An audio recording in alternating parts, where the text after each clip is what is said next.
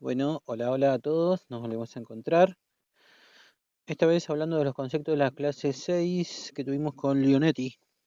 Eh, bueno, fue bastante de manual la clase última, así que bueno, nos vamos a aburrir un poquito. Bueno, nuestro país se rige por una constitución rígida que establece un sistema republicano federal y representativo. La Constitución Nacional de 1853, con reformas posteriores, creó un orden basado en la separación de poderes y el federalismo. Las provincias conservan todo el poder no delegado al gobierno nacional y tienen autonomía para dictar sus propias constituciones.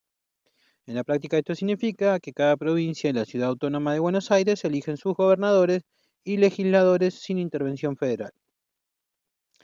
La reforma constitucional de 1994 confirmó este federalismo al reconocer a Buenos Aires como ciudad autónoma, ¿sí?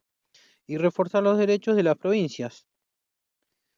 Eh, el sistema político nacional se organiza en tres poderes: ejecutivo, legislativo y judicial. El presidente es jefe de Estado y de gobierno y dirige la administración general del país. El Congreso de la Nación es bicameral, ¿sí? Hay diputados y senadores, y ejerce la función legislativa. El Poder Judicial está encabezado por la Corte Suprema de Justicia y tribunales federales inferiores. Cada uno de estos poderes tiene atribuciones propias establecidas por la Constitución y en algunos casos reglamentadas por leyes especiales, como por ejemplo el Consejo de la Magistratura para la Justicia, la Ley 26.122/2006, para los decretos del Ejecutivo, o la Ley 26.571 del 2009 para las PASO. Para comprender el marco actual es útil repasar, la evolución constitucional de nuestro país. A lo largo de la historia se sucedieron varias constituciones y reformas clave. En 1853 se había sancionado la primera Constitución Nacional después de la organización de las provincias en un Estado federal, inspirada en modelos federales como la Constitución de Estados Unidos de 1787. Consagró la reforma republicana, la división de poderes y el federalismo, estableció la Cámara de Diputados y el Senado, el presidente con mandato de 6 años, el sufragio masivo para hombres mayores de 18 años, y numerosos derechos civiles como la libertad de prensa, asociación, religión, etc. En 1949, sí, con Perón, se incorporó por primera vez un articulado social popular, incluyendo derechos sociales, vivienda, trabajo, seguridad social, en la máxima jerarquía constitucional. Este texto fue derogado por la dictadura de 1955 y revertido en la reforma de 1957. En 1957 se restableció la Constitución de 1853 con el agregado del artículo 14 bis sobre derechos sociales, en un marco liberal modificado después de las turbulencias políticas, ¿no? En 1994, la reforma constitucional más reciente introdujo cambios significativos y modernizadores. Entre los principales había que destacar la reelección y el mandato presidencial, ¿sí? Se redujo el mandato del presidente de 6 a 4 años, con posibilidad de una reelección inmediata. Eh, el presidente y vicepresidente pasan a elegirse por voto directo en fórmula única. Antes era un modelo mixto, indirecto, que ya no existía. Se incorporó además el sistema de balotaje. Si ninguna fórmula obtiene el 45% de los votos, o al menos el 40%, con una ventaja de 10 puntos sobre la segunda, se realiza una segunda vuelta. También destacar nuevos derechos y organismos. Así se incorporaron derechos constitucionales modernos: el del medio ambiente sano, protección de datos, consumo, habeas data, igualdad de género, entre otros. Y se elevaron también al rango constitucional los tratados internacionales de derechos humanos, además de que se crearon instituciones claves, ¿sí? El jefe de gabinete de ministros, el defensor del pueblo, la Auditoría General de la Nación, y se otorgó autonomía constitucional a la ciudad de Buenos Aires. En cuanto al Poder Judicial, se creó el Consejo de la Magistratura para administrar concursos públicos de jueces y administrar recursos de la justicia, integrando legisladores, jueces, abogados y académicos para equilibrar la selección de magistrados. Y en cuanto al sistema electoral y partidos, se establecieron las primarias abiertas, simultáneas y obligatorias, que son las PASO, a través de la Ley 26.571 del 2009. Como mecanismo para ordenar las candidaturas, también se exigió la representación de la primera minoría en el Senado, ¿sí? Un senador por minoría por distrito, y se avanzó en paridad de género en listas electorales, ¿sí? En resumen, la reforma de 1994 consolidó la democracia vigente sin cambiar su espíritu general, pero adaptándola a las demandas de transparencia y derechos contemporáneos. Bueno, en cuanto a la división de poderes, la Constitución Nacional define con detalle las atribuciones y estructuras de cada poder. El poder ejecutivo es ejercido por el presidente elegido con el vicepresidente, se lo describe como jefe supremo de la nación, que tiene a su cargo la administración general del país, los recursos, em,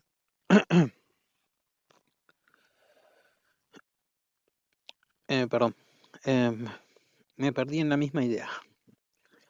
Bueno, dijimos que tiene a cargo la administración general del país, ¿sí? y que tiene unos requisitos constitucionales para hacerlo, ¿no?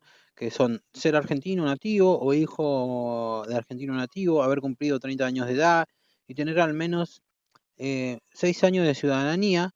El mandato presidencial dura 4 años y termina el 10 de diciembre del año siguiente a las elecciones, sin prórroga.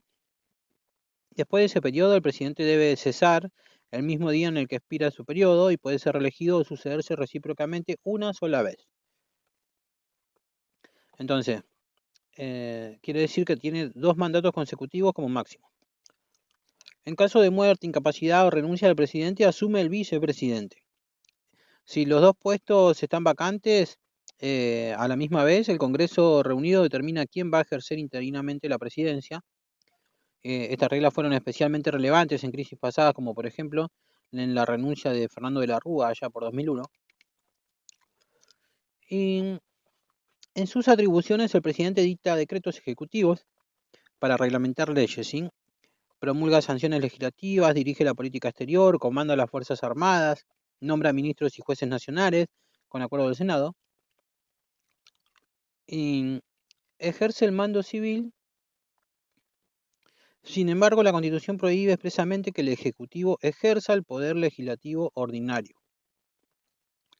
El artículo 99, inciso tercero, establece que solo en circunstancias excepcionales e insalvables, cuando sea imposible seguir los trámites ordinarios, va a poder dictar decretos por razones de necesidad y urgencia.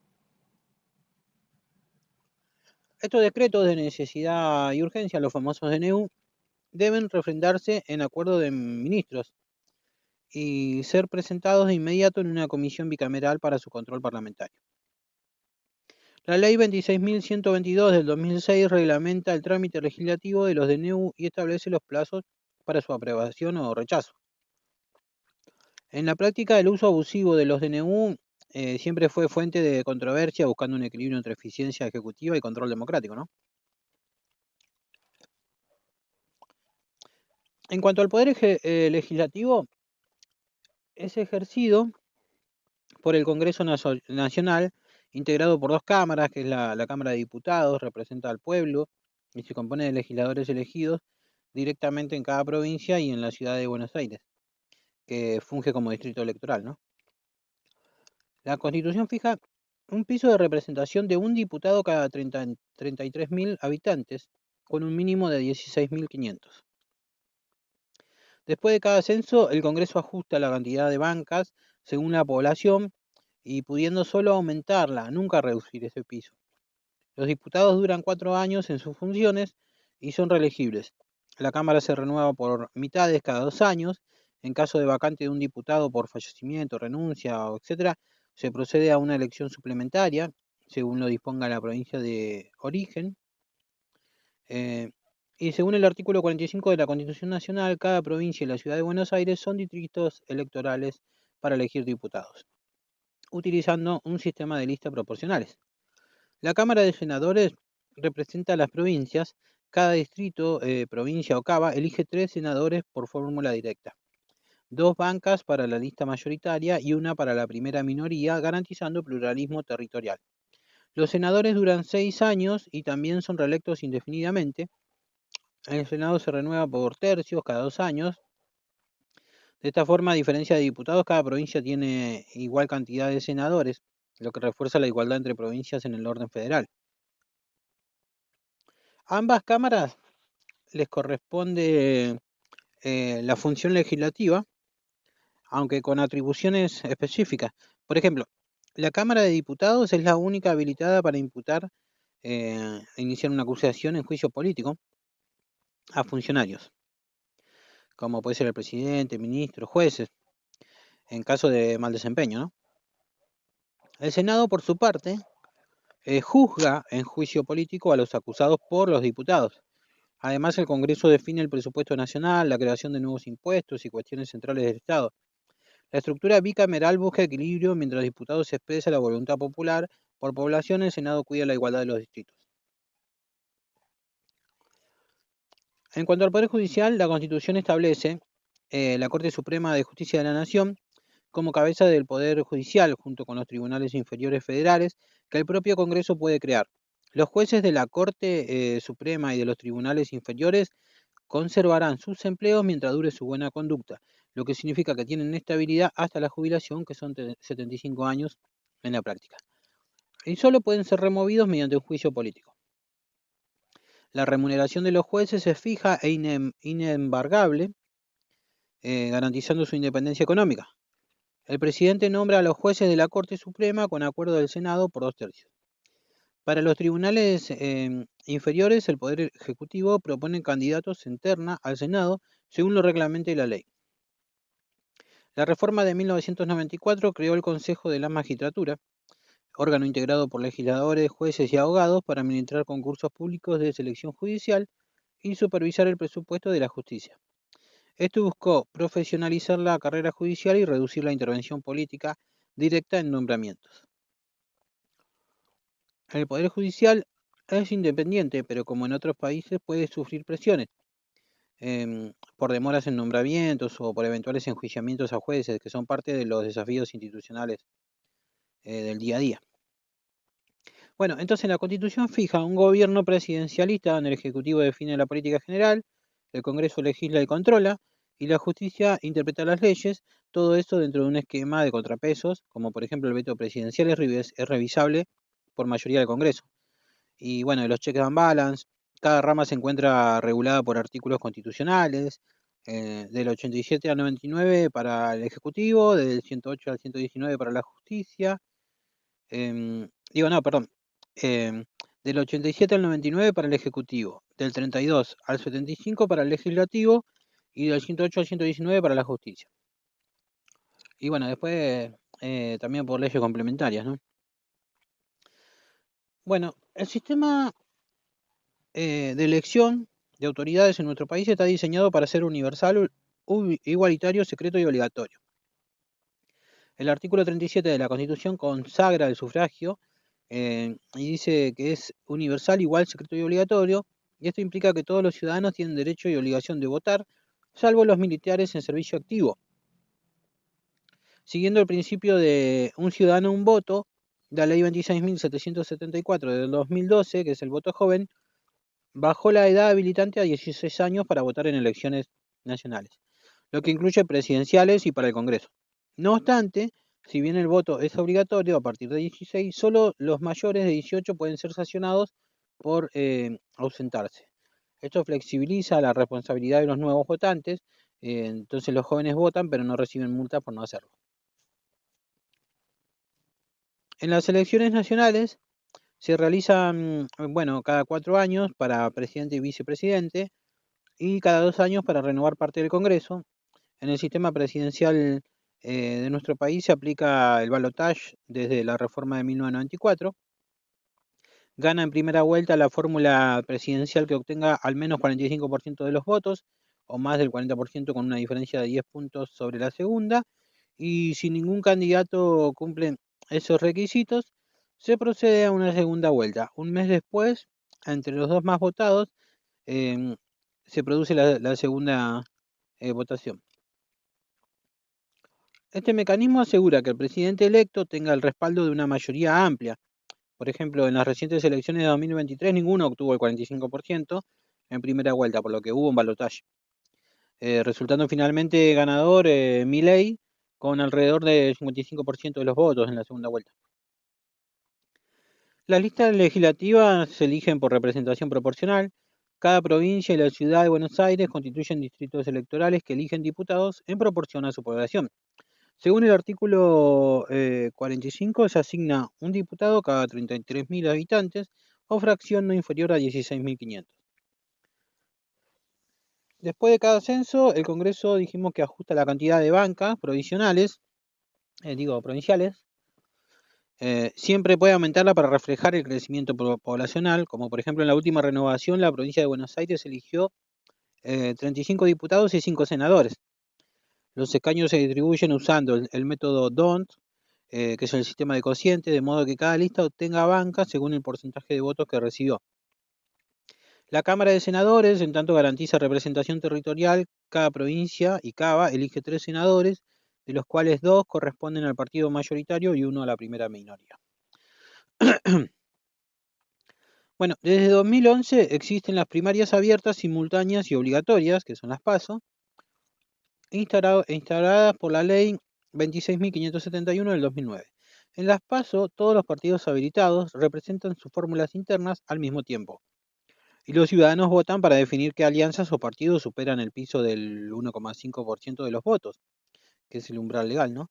Y qué candidatos van a ocupar los cargos en la boleta definitiva.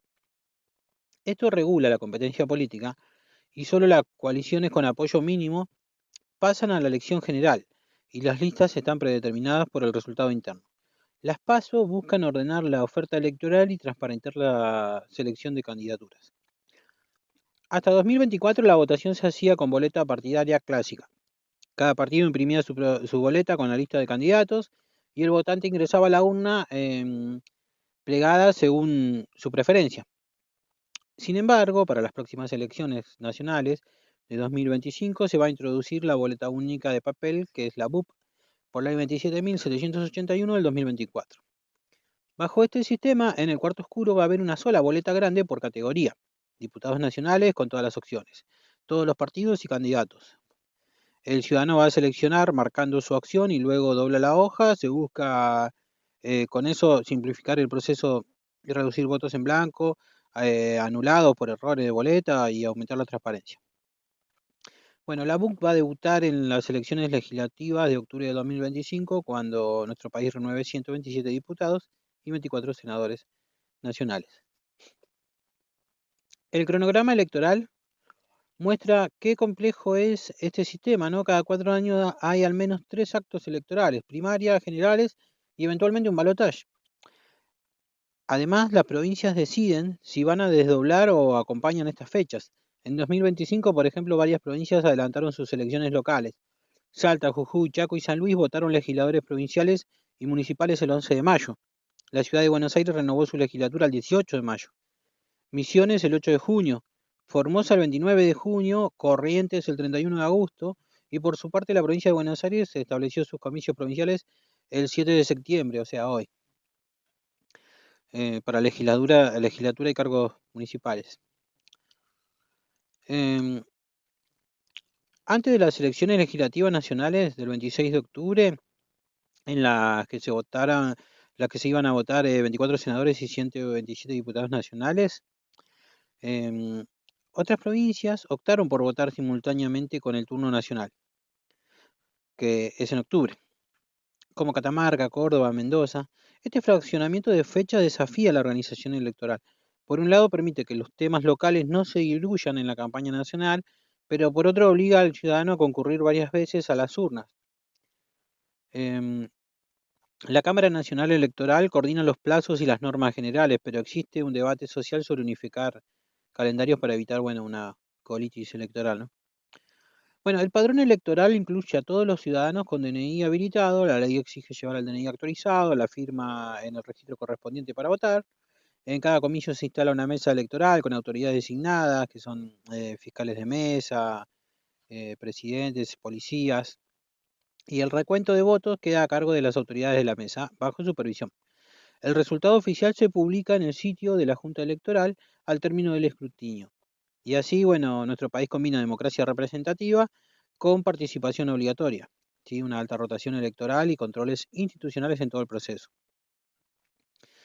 Hoy por hoy, bueno, nuestro país enfrenta varios desafíos por el sistema político y electoral, porque por un lado la fragmentación y la polarización política marcan el panorama desde el fin del bipartidismo tradicional.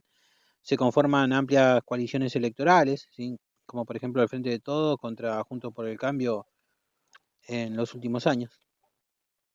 Lo que en ocasiones va a hacer difícil los acuerdos legislativos, que va a ser difícil que sean estables. La reforma de 1994 había buscado robustecer los partidos con la ley de financiamiento, etc. Pero en la práctica aparecen numerosos sellos y alianzas electorales. Esto llevó a que en 2024 el gobierno impulsara una reforma electoral compleja, eliminando las PASO, argumentando que son una encuesta paga por parte del Estado, reduciendo los recursos estatales para financiar campañas y recortando la publicidad oficial igualitaria. Entre los puntos anunciados se había incluido también la regulación de debates presidenciales y la disminución de la cantidad de partidos habilitados. Esta propuesta todavía está en discusión legislativa, generaron controversia, como por ejemplo sectores del oficialismo y la oposición debatían si eliminar las PASO, que la Constitución y la ley actual promueven como herramienta de democratización de candidaturas, estaría ok, ¿no? Otro desafío es la debilidad institucional, producto de la polarización, ¿sí? Organismos internacionales y de la sociedad civil señalaron que la elevada polarización en nuestro país fue contribuyendo al estancamiento legislativo y al debilitamiento del Estado del Derecho. Durante el 2023, por ejemplo, se observaron procesos de juicio político a jueces de la Corte Suprema, iniciados en el Congreso, así como demoras legislativas en nombrar cargos claves como el de Procurador General, Defensor del Pueblo, nuevos jueces. Y todo eso refleja una tensión entre el Ejecutivo y el Legislativo que pone a prueba los equilibrios constitucionales. La carga heredada de crisis pasadas, como el fin del 2001, explica por qué existe legislación como la ley de acefalía, que es la ley 20.972 de 1975, para resolver eventos que sean extremos de vacancia presidencial, aunque nunca haya sido aplicada con fuerza. Bueno, en materia electoral surgen debates sobre la modernización y la eficacia, la adopción de la boleta única de papel, pretende reducir el voto en blanco, involuntario y hacer más transparente el escrutinio. Al mismo tiempo se discute cómo manejar las redes sociales, la desinformación y la participación de jóvenes votantes. Los observadores educativos destacan que la educación cívica juega un rol clave, los ciudadanos tienen que conocer sus derechos. Em, los artículos constitucionales como el 37 sobre sufragio universal y los deberes, ¿no? El voto obligatorio, requisitos de elegibilidad para exigir el cumplimiento del pacto constitucional. Las reformas pendientes también están incluyendo la institucional, porque por ejemplo se debate desde hace años la renovación del Consejo de la Magistratura, que es la ley específica, y la conformación de los tribunales, así como posibles ajustes al balance federal, como por ejemplo un jefe de gabinete más colegiado contra un presidencialismo puro. Y aunque no está en la agenda inmediata una nueva reforma constitucional, la discusión pública incluye temas como la duración del mandato presidencial, que son para algunos 4 contra 6 años, eh, la limitación de las reelecciones también, o la ampliación de derechos, datos personales, justicia electoral, voto electrónico. En el corto plazo, bueno, se fueron planteando proyectos electorales, se analizaron reformas al Código Electoral para 2025, además del BUP, que es la iniciativa de la ficha limpia, y la inhabilitación de candidatos condenados retomada en 2024, y cambios a las reglas de debates presidenciales. Por ejemplo, las discusiones legislativas previas a las elecciones de 2025 incluyeron la introducción de veedores judiciales para internas partidarias, la ampliación de delitos electorales y la supresión de debates obligatorios que antes eran reglamentados en las PASO. Mientras tanto, bueno, la aplicación de políticas internacionales, tales como la ley de financiamiento público a partidos, en la ley 26.215 del 2000, continúan vigentes, pero sujetos a críticas por distribuir subsidios desproporcionados entre fuerzas grandes y pequeñas. Todo esto ocurre en un contexto de fuerte crisis económica y social que a su vez presiona a las instituciones. Hay altos niveles de inflación y pobreza que afectan la legitimidad política y la confianza en los procesos democráticos. Al estudiar la realidad de nuestro país, es clave entonces contrastar sistemas y propuestas. Por un lado se comparan los modelos extranjeros, ¿sí? Por ejemplo la boleta única en Uruguay o las boletas electrónicas en varios países, y por otro se analiza la opinión de distintos autores constitucionalistas y políticos sobre cómo mejorar esa democracia. Algunos insisten en reforzar la legislación partidaria y la educación cívica, otro en descentralizar poderes o en hacer más frecuentes los referendos y consultas populares. Y en definitiva, los retos institucionales incluyen garantizar elecciones libres y justas, la rendición de cuentas a través de controles mutuos y el perfeccionamiento normativo donde el entramado constitucional se adecue a la realidad sin dejar de lado el principio de supremacía constitucional. Bueno, entonces el orden constitucional de nuestro país establece un marco sólido para la democracia, pero su eficacia depende de la aplicación de sus principios, ¿sí? El sufragio universal, igualdad ante la ley, división de poderes, y de la voluntad política de los actores, ¿no? Conocer los fundamentos normativos, textos constitucionales, leyes electorales, reglamentos, y los debates públicos recientes que permiten a los ciudadanos comprender cómo funciona el sistema político y participar mejor en su perfeccionamiento. Cada elección, reforma, propuesta o crisis institucional es una oportunidad para poner a prueba el marco constitucional y fortalecer la República. Bueno, hasta acá con estos temas y creo que seguimos con unos fallos. Leonetti nos dio unos fallos, así que bueno, con eso vamos a seguir. Nos vemos en la próxima.